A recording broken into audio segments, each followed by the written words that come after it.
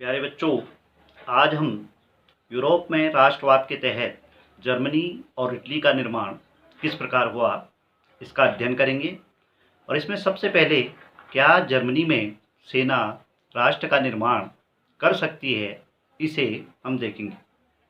1848 में जर्मन महासंघ ने विभिन्न इलाकों को जोड़कर एक निर्वाचित संसद द्वारा राज्य बनाने का प्रयास किया, लेकिन उस समय राजा और जो धनिक वर्ग था ये ऐसा नहीं चाहता था। पर्सा के मंत्री बिस्मार्क ने उस समय सेना की मदद से 7 वर्षों तक ऑस्ट्रिया, डेनमार्क और फ्रांस पर विजय प्राप्त की और 1871 में वर्साई के महल में पर्सा के राजा विलियम प्रथम को जर्मनी का सम्राट घोषित किया। इस प्रकार जर्मनी का निर्माण हुआ। दूसरा, इटली का निर्माण किस प्रकार हुआ राष्ट्रवाद में। 1830 में ज्यूसेppe मैज़्ज़नी ने यंग इटली नामक संस्था का गठन किया और इटली को जोड़ने का प्रयास किया।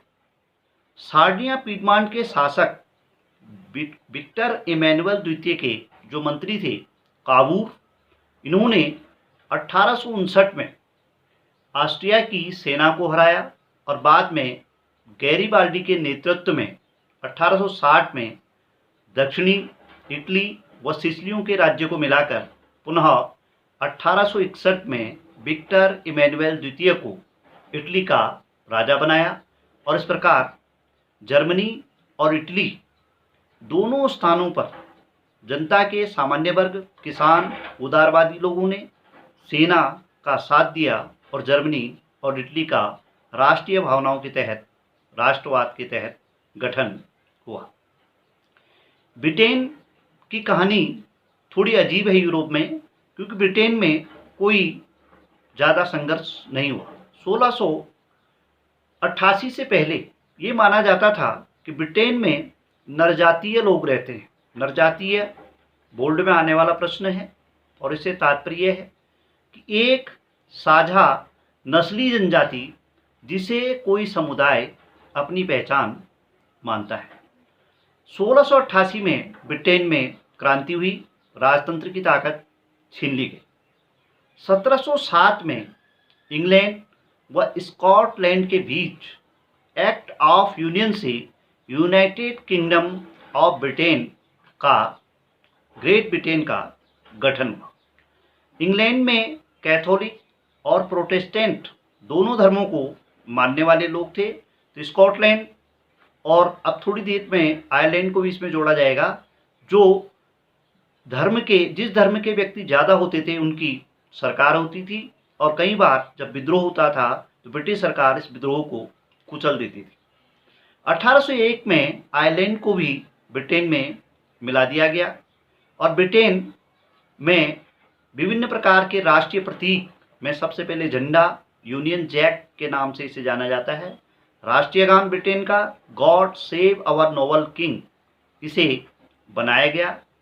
एक राष्ट्र की दृश्य कल्पना राष्ट्रवाद के तहत कैसी होगी, उस समय के कलाकारों ने राष्ट्र को नारी रूपक बनाया और फ्रांस के कलाकारों ने फ्रांस में इसे मारियान का नाम दिया, जिसकी आंखों पे पट्टी बंधी हुई है और हाथ में एक तराजू है।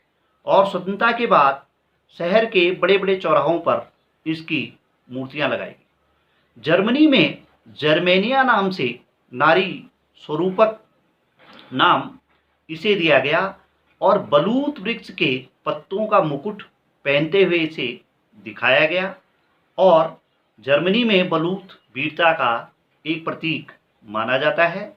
तो इस प्रकार से उस समय एक राष्ट्र की दृश्य कल्पना नारी रूपक के रूप में की गई।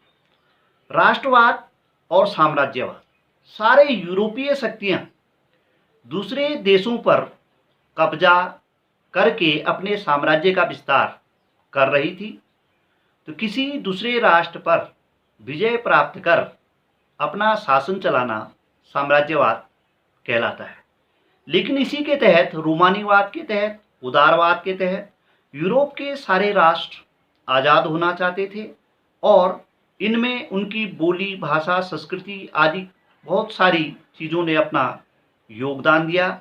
इस प्रकार की भावना को यूरोप में राष्ट्रवाद के नाम से जाना गया। उस समय बाल्कन क्षेत्र 1871 में, जहां भौगोलिक और विभिन्न प्रकार की जातीय भिन्नताएं थी, बाल्कन क्षेत्र में रोमानिया, बुल्गारिया, अल्बेनिया, यूनान, Macedonia, Croatia, Bosnia, Herzegovina, Slovenia, Serbia और मांटीनीग्रो शामिल थे और यहाँ के निवासियों को स्लाव के नाम से जाना जाता था। और बाल्कन क्षेत्र का एक बड़ा हिस्सा ऑटोमन साम्राज्य के पास था और बाल्कन क्षेत्र का हर राज्य आज़ाद होना चाहता था। और उसी समय यूरोपीय शक्तियों में रूस, Germany, England, Austro Hungary Balkan क्षेत्र पर कब्जा करना चाहते थे और इनके बीच यहाँ बहुत सारे युद्ध हुए और अंत में इसका ये परिणाम हुआ कि ये प्रथम विश्व युद्ध के रूप में परिणित हो गया।